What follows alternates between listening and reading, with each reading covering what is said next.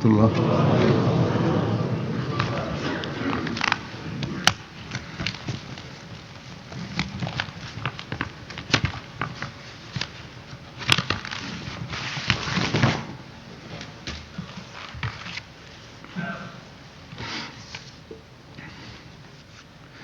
أشهد أن لا إله إلا الله وحده لا شريك له وأشهد أن محمدا عبده ورسوله وأشهد أن محمدا عبده ورسوله أما بعد فأعوذ بالله من الشيطان الرجيم بسم الله الرحمن الرحيم الحمد لله رب العالمين الرحمن الرحيم مالك يوم الدين إياك نعبد وإياك نستعين اهدنا الصراط المستقيم صراط الذين أنعمت عليهم غير المغضوب عليهم ولا الضالين.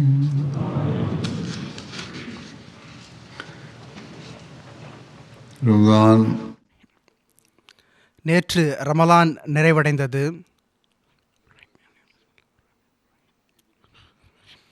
இன்று நாம் அல்லாஹ்வினால் ஈதுல் ஃபித்ர் கொண்டாடுகின்றோம், மகிழ்ச்சி நாளை கொண்டாடுகின்றோம். எனவே எந்த நன்மைகளை நாம் இந்த ரமலானில் செய்தோமோ, எவற்றை நிறைவேற்றுவதற்கான உறுதி எடுத்துக்கொண்டோமோ, எவற்றை நாம் புதுப்பித்து கொண்டோமோ, அந்த மகிழ்ச்சியை இன்று கொண்டாடுகின்றோம். எனவே இந்த ஈத் வெறும் மகிழ்ச்சியை கொண்டாடுவதற்கான நாள் கிடையாது, மாறாக இது உறுதி எடுத்துக்கொள்வதற்கும் ஒரு நாளாகும்.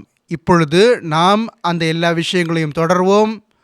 அதாவது எதையெல்லாம் நாம் ரமலானுடைய காலகட்டத்தில் செய்து வந்தோம் அதையெல்லாம் இனிமேல் தொடர்வோம் என்று உறுதி எடுத்துக்கொள்வோம். அப்பொழுதுதான் இது நமக்கு உண்மையான ஈதாக இருக்கும். நான்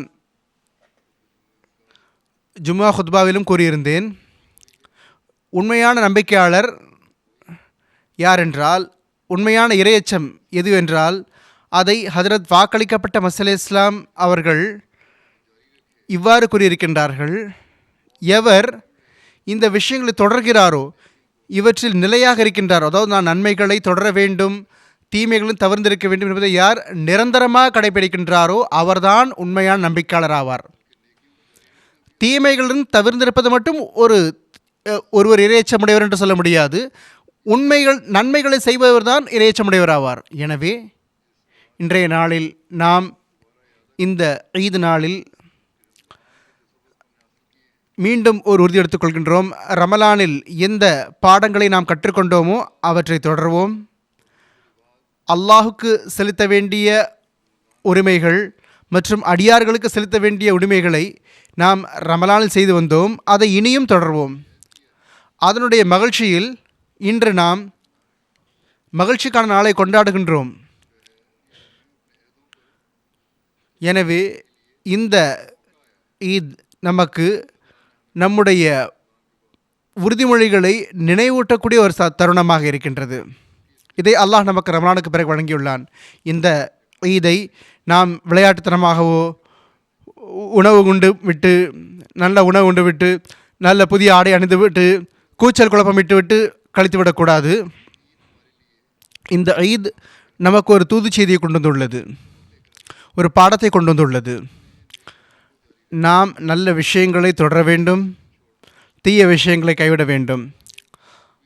அல்லாஹுக்கு செலுத்த வேண்டிய உரிமைகளையும் நிறைவேற்ற வேண்டும், அவனுடைய அடியார்களுக்கான உரிமைகளையும் செலுத்த வேண்டும். நன்மைகளில் நிலைத்து நிற்க வேண்டும், மேலும் அவற்றை எப்பொழுதும் நம்முடைய வாழ்க்கையின் அங்கமாக ஆக்கிக்கொள்ள வேண்டும். அப்பொழுதுதான் நாமும் நம்முடைய வருங்கால வழித்தோன்றல்களும் அல்லாஹ் நெருக்கத்தை பெறக்கூடியவர்களாக இருப்பார்கள், அவனுடைய அருள்களை பெறக்கூடியவர்களாக இருப்பார்கள். எனவே இந்த விஷயத்தை நாம் இன்று யோசித்து பார்க்க வேண்டும்.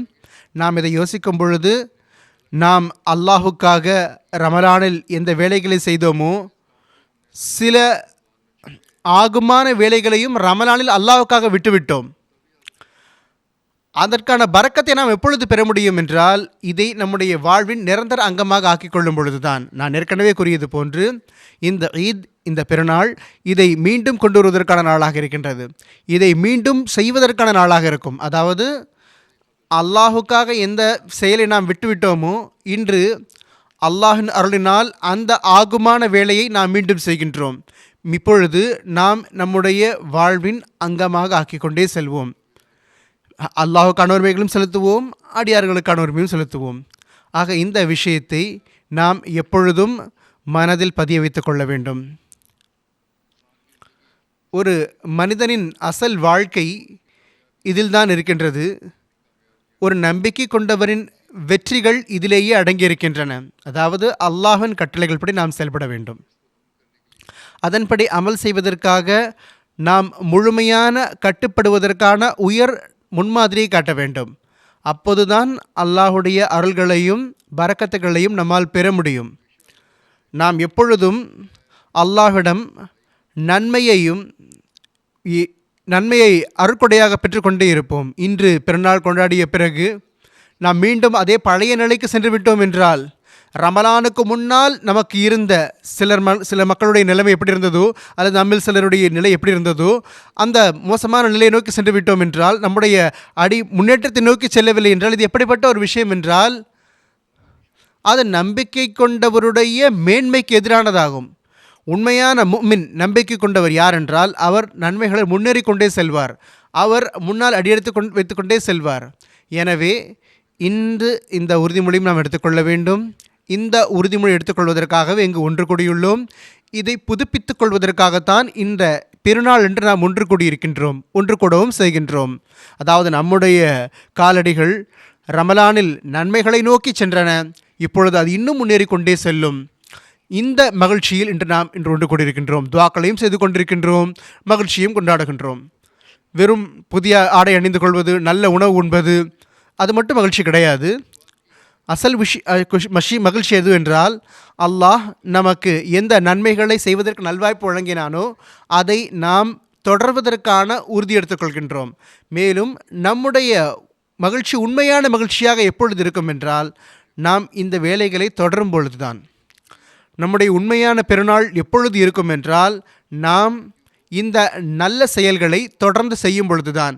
நம்முடைய திறமைகளுக்கு ஏற்ப நம்முடைய பாதம் முன்னால் சென்று கொண்டே இருக்கும் பொழுதுதான்.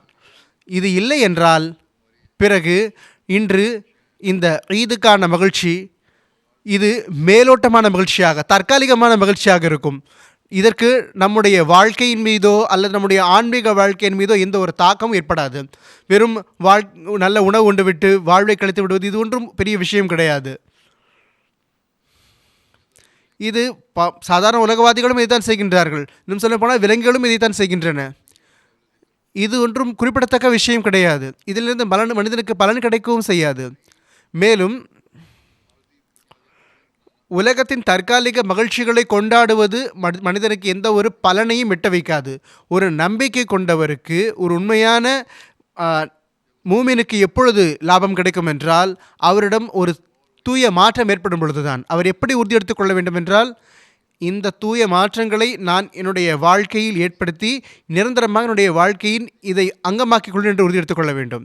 இல்லை என்றால் ஒரு அகமதிக்கும் அகமதி அல்லாதவருக்கும் எந்த வித்தியாசம் இருக்காது. அகமதியான ஒருவர் ஹஜ்ரத் வாக்களிக்கப்பட்ட மஸீஹ் இஸ்லாம் அவர்களை ஏற்றுக்கொண்டுள்ளார். அல்லாஹ்விடம் இவ்வாறு உறுதி எடுத்துள்ளார், எல்லா பாவங்களை விட்டும் அவர் தௌபா செய்கின்றார், நன்மையை நோக்கி கவனம் செலுத்துவார் என்று, தன்னுடைய வாழ்க்கையை தூய்மையாக்கிக் கொள்வார் என்று உறுதி எடுத்துக் கொண்டுள்ளார். ஹஜ்ரத் வாக்களிக்கப்பட்ட மஸீஹ் இஸ்லாம் அவர்கள் இதையும் கூறியிருக்கின்றார்கள், உங்களிடம் மாற்றம் ஏற்படவில்லை என்றால் பிறகு உங்களுக்கும் மற்றவர்களுக்கும் என்ன வித்தியாசம் இருக்கிறது? பிறகு நீங்கள் 2 பாவங்களுக்கு உரியவராகி விடுகின்றீர்கள். ஒன்று, உறுதிமொழியை நீங்கள் மீறுகின்றீர்கள். இன்னொன்று, உங்களுடைய நிலையை மாற்றாமல் இருக்கின்றீர்கள். அந்நியர்களோ தங்களுடைய நிலைமையை மட்டும் மாற்றாத ஒரே ஒரு குற்றத்தை தான் செய்து கொண்டிருக்கின்றார்கள். ஆனால் நீங்கள் இரட்டிப்பு பாவத்திற்கு ஆளாகின்றீர்கள். நீங்கள் உறுதியெடுத்துள்ளீர்கள். எனவே நாம் இன்று இந்த விஷயத்தை பெருநாளன்று நிரந்தரமாக நினைவில் கொள்ள வேண்டும். எந்த உறுதிமொழியை நாம் எடுத்துள்ளோமோ அதை நாம் கடைபிடிக்க வேண்டும். அதை நிறைவேற்றுவது நம்முடைய கடமையாகும். மிகவும் கவலையோடு இந்த உறுதிமொழியில் நிலைத்து நிற்பதற்காக நம்மால் முடிந்த அளவுக்கு முயற்சி செய்ய வேண்டும். இன்றைய நாளில் நாம் நம்மை ஆய்வு செய்து பார்க்க வேண்டும். நாம் இந்த உறுதிமொழியை நிறைவேற்றுவதற்காக உண்மையிலேயே நம்மை நாம் ஆயத்தமாக காண்கின்றோமா? நாம் உண்மையான முறையில் அல்லாஹ்விடம் செய்துள்ள அந்த வாக்குறுதிகளை நிறைவேற்றுவதில் மும்முரமாக இருக்கின்றோமா? அசல் விஷயம் என்னவாக இருக்க வேண்டும் என்றால், இன்றைய நாளில் ஈதுல் ஃபித்ர் நமக்கு எதை காட்ட வேண்டுமென்றால், ஒரு மாத நோன்பினால் நமக்கு இறைவன் கிடைத்து விட்டான். அந்த இறைவன் கிடைத்து விட்ட பிறகு நன்மையில் முன்னேற்றம் ஏற்பட வேண்டும். இந்த பெருநாள் அன்று வெறும் மகிழ்ச்சி நாள் மட்டும் கிடையாது, அதற்கும் மேற்பட்டு இது இபாதத்துகளுக்கான நாளாகும். ஏனென்றால் சாதாரண நாள்களில் நமக்கு 5 தொழுகைகள் ஃபர்லாக இருக்கின்றன. ஆனால் பெருநாள் அன்று நமக்கு 6 தொழுகைகள் ஃபர்லாகி விடுகின்றன. எனவே அல்லாஹை நோக்கி முன்னால் செல்வதற்கு ஒரு சிறப்பான நாளாக இது இருக்கின்றது. இதன் பக்கம் நமக்கு கவனம் செலுத்த வேண்டி இருக்கிறது. அல்லாஹ் நம் மீது இந்த 6 தொழுகைகளை ஃபர்லாக்கி இருக்கின்றான். இதற்கு அர்த்தம் என்னவென்றால், இன்றைய நாளில் இறை வணக்கத்தை நிறைவேற்றுவதற்கான அந்த கடமை நமக்கு இன்னும் அதிகமாகிவிட்டது. ஏன் அதிகமாகிவிட்டது? நாம் அடுத்து நம்முடைய வாழ்க்கையில் இதை ஞாபகம் வைத்துக் கொள்ள வேண்டும். இன்ற நாளில் நாம் இதை உறுதியெடுத்திருக்கின்றோம். இதை நாம் மகிழ்ச்சியாக கொண்டாடவும் செய்தோம். இந்த உறுதிமொழி நிறைவேற்றுவதற்காக நம்முடைய இறை வணக்கத்தின் தரத்தையும் அதிகரித்து கொண்டே செல்வோம். அல்லாஹுடைய கட்டளைகள் படி சென்றவாறு அடியார்களுக்கான உரிமைகளையும் நாம் நிறைவேற்ற வேண்டும். இது ஏனென்றால் அடியார்களுக்கான உரிமையை செலுத்துவதும் ஒரு வகையான இபாதத்தாக இருக்கின்றது, இறை வணக்கமாக இருக்கின்றது. எனவே இந்த விஷயத்தை எப்பொழுதும் நாம் நினைவில் கொள்ள வேண்டும். நாம் இதை செய்யவில்லை என்றால், நாம் உரிமையை நிறைவேற்றவில்லை என்றால், நாம் அல்லாஹை பெறுவதற்கு முயற்சி செய்யவில்லை என்றால், நமக்கு அல்லாஹ் கிடைக்கவில்லை என்றால், பிறகு வெறும் மகிழ்ச்சியை கொண்டாடுவது ஒன்றுமே கிடையாது. ஹதரத் முஸ்லிம் மௌத் ரலியல்லாஹு அன்ஹு அவர்கள் ஒரு மனிதருடைய உதாரணத்தை கூறினார்கள். எவருக்கு இறைவன் கிடைக்கவில்லையோ, உலக விஷயத்தில் மகிழ்ச்சி அடைந்து விடுகின்றாரோ, அவருடைய உதாரணம் எப்படிப்பட்டதென்றால், ஒரு பைத்தியக்காரரை போன்றது. அந்த பைத்தியத்திற்கு அதிகமாக, அதாவது பணம், மாணிக்கம், வைரம் பற்றி ஒன்றுமே தெரியாது.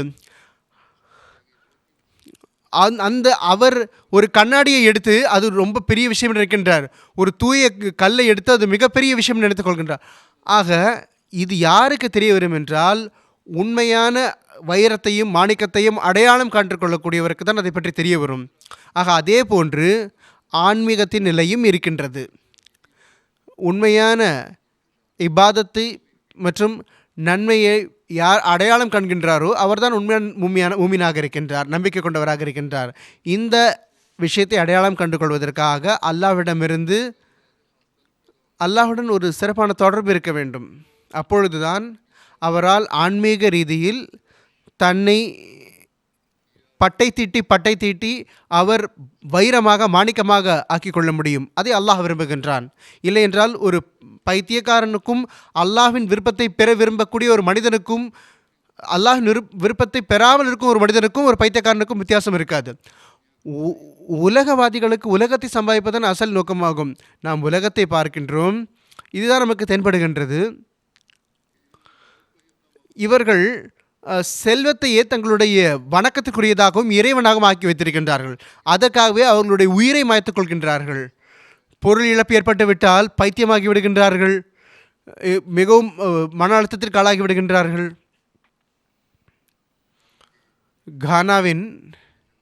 கானாவில் நான் இருந்தபோது நான் அங்கு பார்த்தேன். ஒரு மனிதர் இருந்தார். அவர் மனநிலை பாதிக்கப்பட்டவர், மிகவும் பைத்தியமான நிலை வரை சென்று விட்டார். ஏதாவது உலக பெருந்துயரத்தின் காரணமாக பைத்தியமாகி இருக்கலாம். ஆனால் பொதுவாக இதுதான் நடக்கின்றது. அவர் என்ன செய்து வந்தார் என்றால், அவருக்கு பணத்தை சேகரிக்க வேண்டும் என்ற ஆசை இருந்தது. இதிலிருந்து வெளிப்படையாக என்ன தெரிய வருகின்றால், ஏதோ அவருக்கு பண நஷ்டம் ஏற்பட்டிருக்கிறது. அதற்காக பணம் கேட்டுக்கொண்டே இருப்பார், எல்லாரிடமும் பணம் சேர்ப்பதற்காக. அவருக்கு நாணயம் கொடுத்தால் அவர் வாங்க மாட்டார். எனக்கு நோட்டு தாங்கள் என்று கேட்பார். நோட்டு தான் நான் வாங்குவேன் என்று சொல்வார். இதே போன்று ஒரு நாள் சுற்றி கொண்டிருந்தார். நாங்கள் அவரை அழைத்தோம் சைகையாக, இந்த பணத்தை வாங்கிக்கொள் என்று. அவர் சொன்னார், இல்லை, இன்றைக்கி எனக்கு பணத்தின் தேவை இல்லை, இன்னி எனக்கு நிறைய பணம் வந்துவிட்டது என்று சொன்னார். என்ன பணம் இருந்தது? அவர் சிகரெட் டப்பாக்களை வெட்டி வெட்டி ஒரு பண்டல் போன்று ஆக்கி வைத்திருந்தார். சிகரெட் டப்பாக்களை வைத்து, பாருங்கள் என்னிடம் நிறைய நோட்டு வந்துவிட்டது என்று சொல்லிக் கொண்டிருந்தார். எனக்கு நோட் மழை பொழிந்து விட்டது என்னிடம் என்று சொல்லிக் கொண்டிருந்தார். எனக்கு இப்பொழுது பணம் தேவையில்லை என்று சொல்ல ஆரம்பித்து விட்டார். ஆக அந்த அட்டைகளையே அவர் பணம் என்று கருதி வந்தார். பாருங்கள், என்னிடம் எவ்வளோ பணம் இருக்கிறது என்று சொல்லிக் கொண்டிருந்தார். அதை மிகவும் கையால் அசைத்து காட்டிக் கொண்டிருந்தார். பாருங்கள் என்னிடம் எவ்வளோ பணம் இருக்கிறது என்று. இது என்னுடைய செல்வம் என்று சொல்லிக் கொண்டிருந்தார். இன்று நான் பெரிய பணக்காரனாகிவிட்டேன் என்று சொல்லிக் கொண்டிருந்தார். தன்னை பணக்காரன் எடுத்துக் கொண்டிருந்தார். இந்த காகித துண்டுகளையே தன்னிடம் பெரும் செல்வம் இருப்பதாக கருதி கொண்டிருந்தார். இதுதான் அந்த மனநிலை பாதிக்கப்பட்டவருடைய தாக்கம் இருந்தது. அசல் விஷயம் என்னவென்றால், யார் மனிதர் வெளிப்படையான பொலிவுகள், இந்த மினுமினுப்புகள், சானிலான அவர்கள் கூறினார்கள், வெளிப்படையான விஷயங்களை பார்த்து, நான் கூறியது போன்று வெளிப்படையான அந்த அட்டையை பார்த்து நான் செல்வந்தராகிவிட்டு நினைக்கின்றாரோ, என்னிடம் இந்த செல்வம் வந்துவிட்டு என்று நினைக்கின்றாரோ, பிறகு அவரை பைத்தியக்காரன் என்று தான் சொல்வார்கள், மனநிலை பாதிக்கப்பட்ட என்று தான் சொல்வார்கள். அந்த பாவப்பட்ட வேறு என்ன சொல்ல முடியும்? தவறான விஷயத்தில் மகிழ்ச்சி ஆகி கொண்டிருக்கின்ற ஒரு நம்பிக்கை கொண்டவருடைய உண்மையான மகிழ்ச்சி எப்பொழுது கிடைக்கும் என்றால், அவருக்கு உண்மையில் இறைவன் கிடைக்கும் பொழுதுதான், அவர் உண்மையான செல்வத்தை பெறும் பொழுதுதான். அந்த வெளிப்படையாக தெரியக்கூடிய அட்டையை போன்ற அல்லது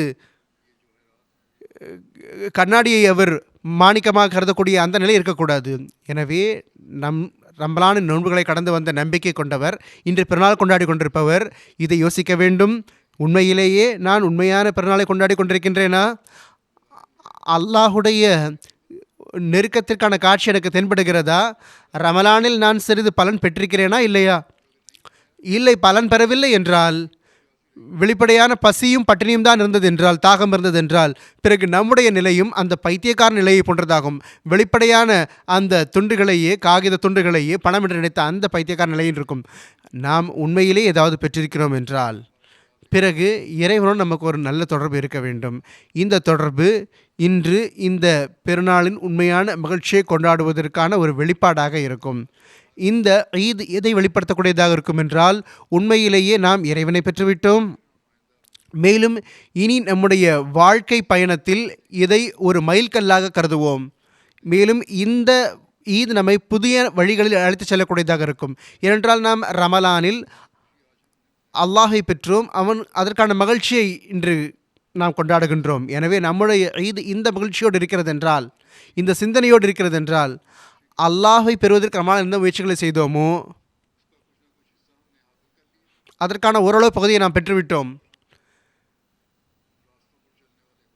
என்றால், பிறகு உண்மையிலேயே அல்லாஹின் பக்கம் அழைத்து செல்லக்கூடிய அந்த வழிகள் செல்லக்கூடியவர்களாக நாம் ஆகிவிடுவோம். மேலும் உண்மையான செல்வமான அந்த செல்வத்தை பெறக்கூடியவர்களாக ஆகிவிடுவோம். அல்லாஹ்வின் கதவிலிருந்து வரக்கூடிய செல்வம் ஆகும். அதிலிருந்து நாம் அல்லாஹை அடைந்து விட்டோம். அது அல்லாஹை நோக்கி அழைத்து செல்லக்கூடிய செல்வமாகும். ரமலானில் நம்முடைய தீமைகளை விட்டுவிட்டு நாம் நன்மைகள் பக்கம் அடியெடுத்து வைத்திருக்கிறோம் என்றால், உண்மையிலேயே உண்மையான மகிழ்ச்சியை கொண்டாடுவதற்கு உரிமையாளர்களாக நாம் இருக்கின்றோம். நம்முடைய இபாதத்துகளின் தரம் ரமலானில் மேம்பட்டிருக்கிறது என்றால், நாம் அல்லாஹை பெற்றிருக்கிறோம் என்றால், பிறகு உண்மையிலேயே உண்மையான மகிழ்ச்சியை பிறநாளை கொண்டாடுவதற்கு உரியவர்களாகவும், அடியார்களுக்கான உரிமைகளை செலுத்துவதன் பக்கம் முழுமையான கவனம் செலுத்தினோம் என்றால், உண்மையான மகிழ்ச்சியை கொண்டாடுவதற்கு நாம் உரிமையானவர்களாகவும். இந்த மகிழ்ச்சியோடு பிறகு இந்த ஒரு உறுதிமொழியும் நாம் எடுத்துக்கொள்ள வேண்டும். நாம் இந்த மகிழ்ச்சியை நிரந்தர மகிழ்ச்சியாக ஆக்குவதற்காக எப்பொழுதும் இந்த விஷயங்கள் படி செயல்பட்டு கொண்டே இருப்போம். இந்த விஷயம் நம்மிடம் இருக்கும் பொழுது பிறகு நம்முடைய வாழ்க்கையின் நோக்கத்தையும் நாம் பெறக்கூடியவர்களாக இருப்போம். ஹசரத் நபிகள் நாயகம் ஸல்லல்லாஹு அலைஹி வஸல்லம் அவர்கள் கூறினார்கள், அல்லாஹுக்கு உங்களுடைய மாற்றங்களினால், நன்மைகளின் வழிகளை நீங்கள் செல்வதனால் உண்மையான முறையில் மகிழ்ச்சி ஏற்படுகிறது. பெருமானார் ஸல்லல்லாஹு அலைஹி வஸல்லம் அவர்கள் கூறினார்கள், ஒரு நபர் ஒட்டகத்தில் அவருடைய பாத்திரங்கள் இருந்த அந்த ஒட்டகம் தொலைந்து போய்விட்டது. ஒரு பாலைவனத்தில் அந்த வேறு எதுவுமே அவரிடம் பொருள் இல்லை. அந்த ஒட்டகம் தொலைந்து போனால் மிகவும் களைத்து போய் அவர் மன உளைச்சலுக்கு ஆளாகி படுத்து விடுகின்றார். படுத்து இருக்கும்போது அவருக்கு தூக்கம் வந்து விடுகின்றது, உறங்கி விடுகின்றார். மிகவும் கவலை தோன்ற நிலையில் படுத்திருக்கின்றார். அவருக்கு கண்ணசந்து அயர்ந்து விடுகின்றது, அவர் தூங்கி விடுகின்றார். திடீர்னு அவர் கண் விழித்து பார்க்கும் பொழுது அவருக்கு முன்னால் அவரோட அந்த ஒட்டகம் நிற்கிறது என்று சொல்லும் பொழுது அப்படிப்பட்ட நிலையில் அவருக்கு எப்படி ஒரு மகிழ்ச்சி ஏற்படும்?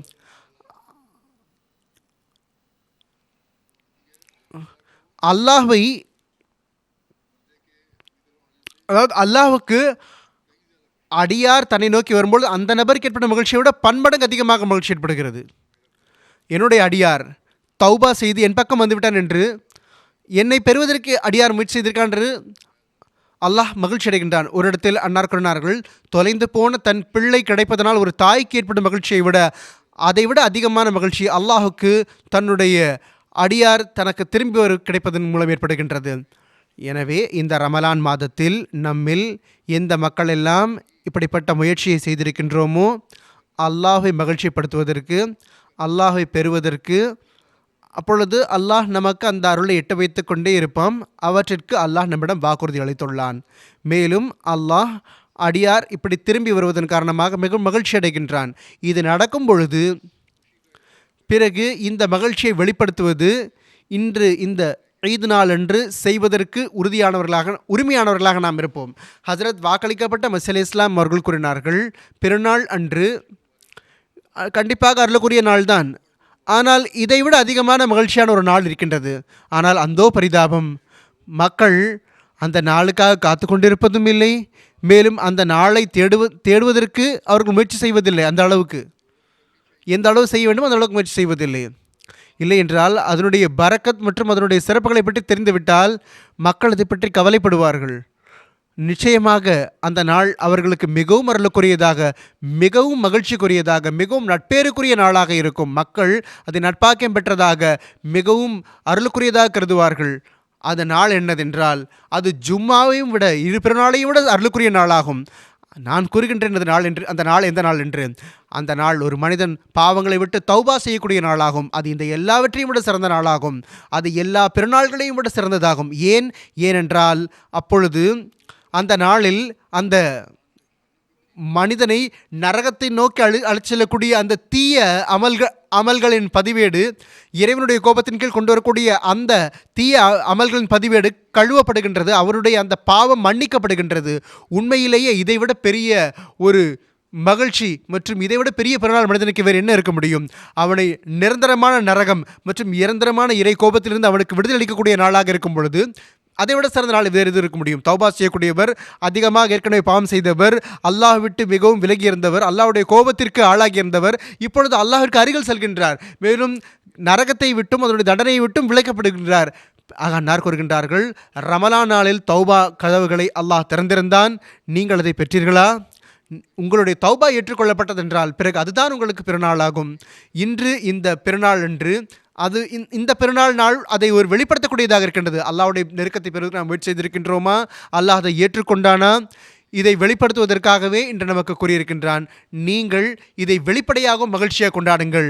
நீங்கள் தூய ஆடை அணிந்து கொள்ளுங்கள், நறுமணம் பூசிக்கொள்ளுங்கள், நல்ல உணவு உண்ணுங்கள், நான் உங்களுக்கு சந்தர்ப்பம் அளித்திருக்கின்றேன், நான் உங்களுக்கு நல்ல வேலை செய்வதற்கு நல்வாய்ப்பு வழங்கியதற்காக, அல்லாஹ் நெருக்கத்தை பெறுவதற்கு நல்வாய்ப்பு வழங்கியதற்காக, மேலும் அடியார்களுக்கான உரிமையை செலுத்துவதற்கு நல்வாய்ப்பு கிடைத்ததற்காக, நம்முடைய இறை வணக்கங்களின் தரத்தை மேம்படுத்திக் கொள்வதற்கு நல்வாய்ப்பு கிடைத்ததற்காக, உண்மையான தௌபாவோடு உண்மையான தூய்மை மற்றும் உண்மையான பரிசுத்தன்மை நிபந்தனையாக இருக்கின்றது. எல்லா விதமான அசுத்தத்திலிருந்தும் மாசுகளிலிருந்தும் விலகுவதும் அவசியமான நிபந்தனையாக இருக்கின்றது.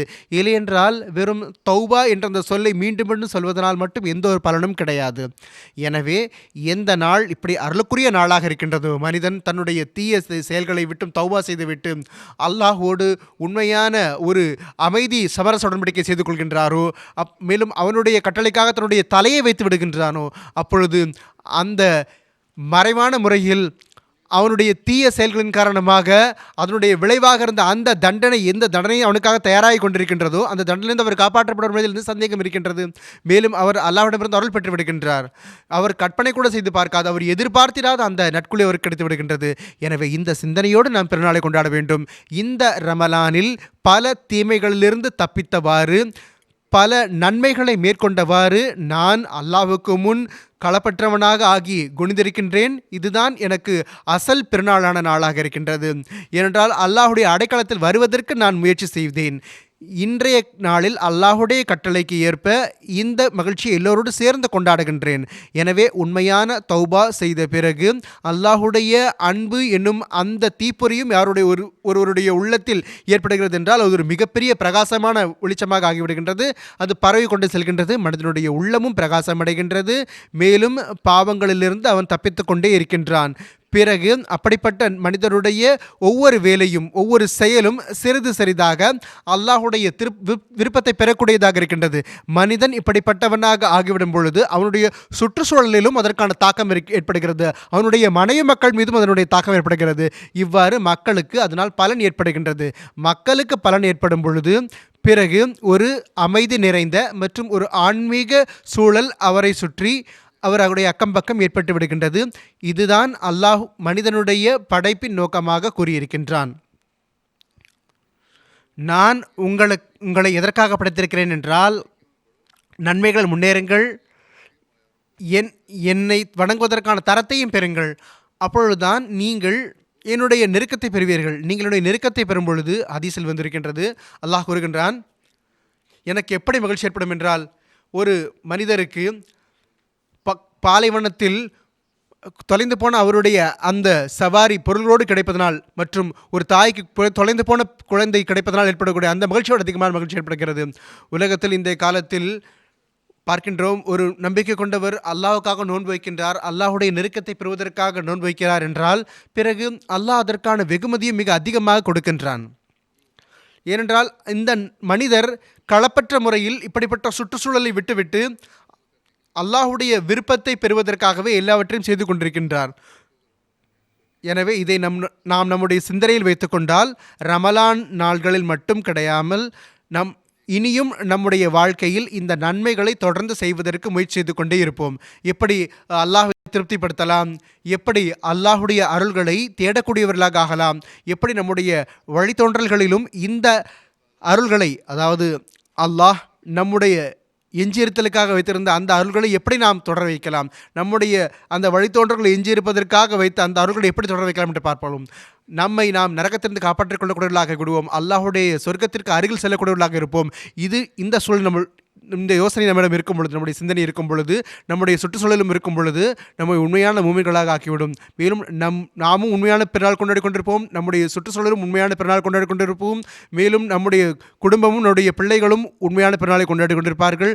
ஆக இந்த நோக்கம் உருவாகிவிட்டால் பிறகு நாம் நோக்கத்தை பெற்றுவிட்டோம். இந்த விஷயத்துக்காக தான் இன்று ஒன்று கூடியிருக்கின்றோம். இன்று இந்த மகிழ்ச்சியில் நாம் நம்முடைய வெளிப்படையான நிலையை தூய்மையாக வைத்திருக்கின்றோம். நல்ல உணவு உண்பதன் பக்கமும் நமக்கு கவனம் ஏற்படுகின்றது. ஆக அல்லாஹ் நாம் இந்த நோக்கத்தையும் பெறக்கூடியவர்களாக இருப்போமாக, நம்முடைய தொழுகைகளை நிலைநாட்டக்கூடியவர்களாக இருப்போமாக. பள்ளிவாசல்கள் முதலில் தஹஜ்ஜுதுக்காக வந்து கொண்டிருந்தோம், தராவிக்காக வந்து கொண்டிருந்தோம் என்றால் இப்பொழுது குறைந்தபட்சம் வீடுகளில் ஓரளவு நஃபில்கள் தஹஜ்ஜுதுக்காக கண்டிப்பாக செலுத்துவதற்கு முயற்சி செய்ய வேண்டும். மேலும் அல்லாஹுக்காக பொருளை செலவு செய்யக்கூடியவர்களாக இருக்க வேண்டும். அடியார்களுக்கான உரிமையை செலுத்தக்கூடியவர்களாக இருக்க வேண்டும். ஒருவர் மற்றவருடைய சண்டைகளை முடிவு கொண்டு வரக்கூடியவர்களாக இருக்க வேண்டும். நோன்புகளில் நாம் எந்த நன்மைகளை தொடர்ந்து செய்தோமோ அவற்றை நிரந்தரமாக செய்யக்கூடியவர்களாக ஆக வேண்டும். வீட்டு தொடர்புகள் இருக்கின்றன, கணவன் மனைவியுடைய தொடர்புகள் இருக்கின்றன, மாமியார் மருமகள் தொடர்புகள் இருக்கின்றன, நாற்றனார் தொடர்புகள் இருக்கின்றன, சகோதர சகோதரிகள் தொடர்பு இருக்கின்றன, ஒருவர் மற்றவருடைய அகமதிகளுடைய தொடர்புகள் இருக்கின்றன, அல்லது நண்பர்களுடைய தொடர்புகள் இருக்கின்றன. இதை ஒரு முன்னுதாரணமான ஒரு தொடர்பாக ஆக்க வேண்டும். அப்பொழுதுதான் அல்லாஹ் நம்மை மகிழ்ச்சி அடைவான். மேலும் அல்லாஹ் இந்த மக்கள் என்னுடைய விருப்பத்தை பெறுவதற்காக அந்த வேலை செய்கின்றான் என்று கருத வேண்டும். மேலும் இதைவிட அதிகமாக இவர்களுடைய தேவையை நான் நிறைவேற்றுவேன் என்று அல்லாஹ் கூறுவான். யாராவது ஒருவரிடம் ஏதாவது ஒரு தற்காலிகமான உலக சேதம் ஏற்பட்டாலும், தற்காலிக சேதம் ஏற்பட்டாலும் அல்லாஹ் அதை நிறைவேற்றி அதை பூர்த்தி செய்து விடுவான். எனக்கு ஏதோ இழப்பு ஏற்படுகிறது, இதனால் இந்த நபரால் ஏற்படுகிறது என்றால் அல்லாஹ் கூறுகின்றான், நான் அதை நிறைவேற்றி விடுவேன். எனக்காக நீங்கள் ஒரு இழப்பை ஏற்படுத்திக் கொள்கின்றீர்கள் என்றால், எனக்காக இழப்பை சுமந்து கொள்கிறீர்கள் என்றால், நீங்கள் அவரோடு சமரசம் செய்து கொள்கின்றீர்கள் என்றால், நீங்கள் நட்பை நீங்கள் வளர்த்துக் கொள்கின்றீர்கள் என்று சொன்னால் அல்லாஹ் கூறுகின்றான், உள்ளத்தின் நிலையை அல்லாஹ் அறியக்கூடியவனாக இருக்கிறான். அவனுக்கு தெரியும் இந்த நபர் எனக்காகத்தான் தன்னுடைய அந்த தொடர்புகளை வலுப்பதற்கு முயற்சி செய்து கொண்டார். இப்படி இருக்கும் பொழுது அதற்கான அந்த தாக்கம் அதுவரை மட்டும் வரையறுந்திருப்பதில்லை. அவருடைய உலக ரீதியான அவருடைய அந்த இழப்பையும் அல்லாஹ் சரி கட்டி விடுகின்றான். அந்த சூழலிலும் கூட அந்த மக்கள் பார்க்கின்றார்கள், இந்த மனிதனிடம் ஒரு தூய மாற்றம் ஏற்பட்டிருக்கின்றது என்று. அக்கம் பக்கத்தினரும் இதோ இதற்கான காரணம் இருக்கிறது என்று நினைக்கின்றார்கள். மேலும் நிச்சயமாக இதனால் இவருக்கு ஏதோ ஒன்று கிடைக்கிறது என்று அவர்கள் நினைப்பார்கள். அதனால் தான் இவர் இந்த தூய மாற்றத்தை ஏற்படுத்தியிருக்கார் என்று நினைப்பார்கள். பலன் ஏற்படவில்லை என்றால் ஒரு மனிதனுக்கு பிறகு அந்த வேலையை ஏன் செய்ய போகின்றான்? ஏதோ பலன் இருக்க போய் தான் இந்த வேலையை செய்கின்றான். பிறகு மற்றவர்கள் மீதும் அதனுடைய நல்ல தாக்கம் ஏற்படுகின்றது. அல்லாஹ் இந்த தூய மாற்றங்களை நம்மிடம் ஏற்படுத்தி கொண்டே செல்வானாக. ஒருபோதும் நாம் ரமலானில் பெற்ற அந்த விஷயங்களை வீணடிக்கக்கூடிய அந்த நேரமே நமக்கு வராமல் இருக்கட்டுமாக. அல்லாஹ் விட்டு விலகக்கூடியவர்களாக ஆகாமல் இருப்போமாக.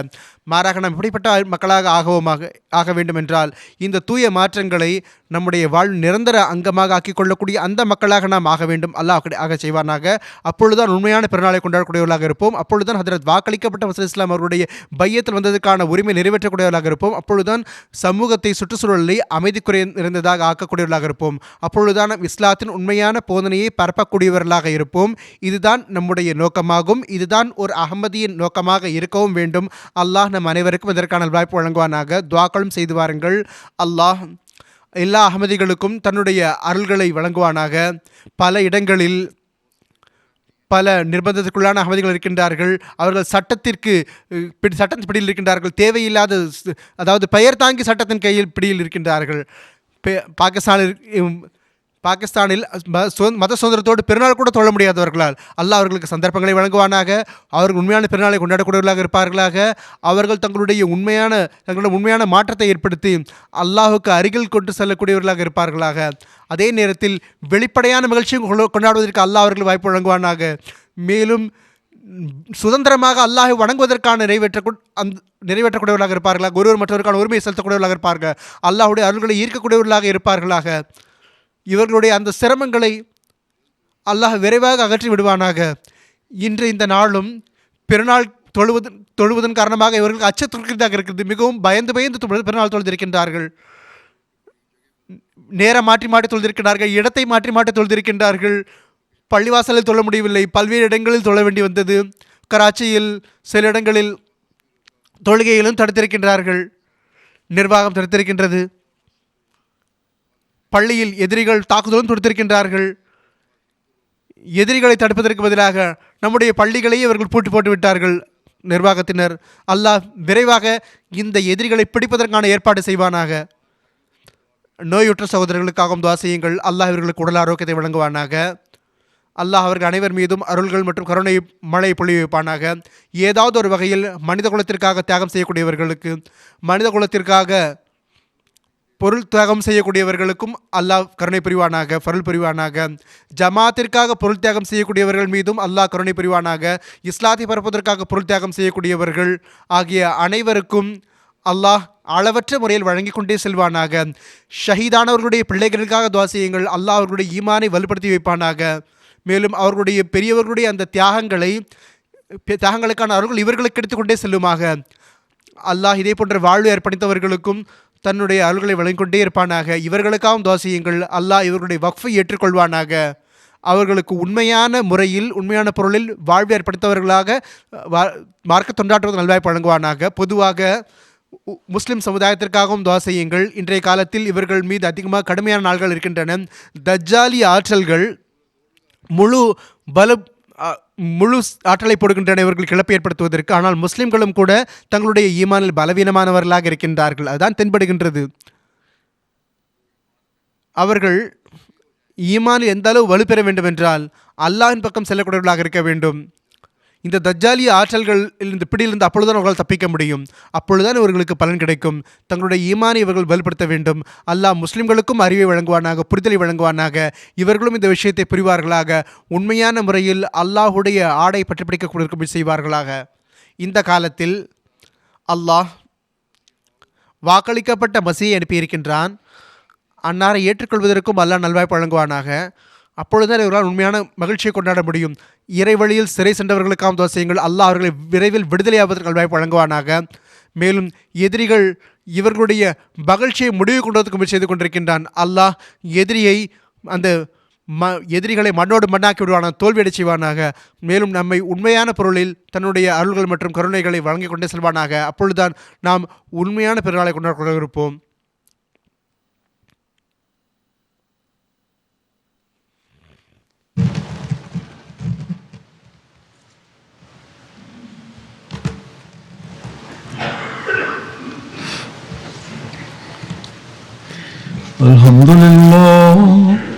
الحمد لله نحمده ونستعينه ونستغفره ونؤمن به ونتوكل عليه ونعوذ بالله من شرور أنفسنا ومن سيئات أعمالنا من يهده الله فلا مضل له ومن يضلل فلا هادي له ونشهد أن لا إله إلا الله ونشهد أن محمدا عبده ورسوله عباد الله رحمكم الله إن الله يأمر بالعدل والإحسان وإيتاء ذي القربى وينهى عن الفحشاء والمنكر والبغي يعظكم لعلكم تذكرون اذكروا الله يذكركم وادعوه يستجب لكم ولذكر الله أكبر. अब हम दुआ करेंगे. जो मैंने बताया इस दुआओं को याद रखें, दुआ कर लें.